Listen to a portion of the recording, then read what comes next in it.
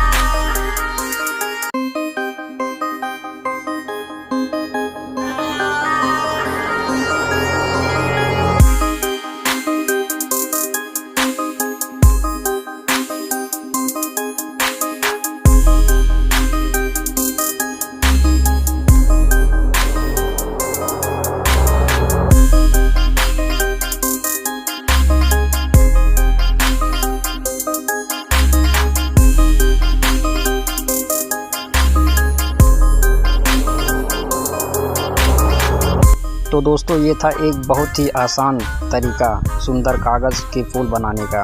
अगर आपको ये वीडियो पसंद आया है तो लाइक, शेयर और सब्सक्राइब ज़रूर करें। अगली वीडियो में फिर मिलेंगे नए क्राफ्ट आइडिया के साथ। धन्यवाद।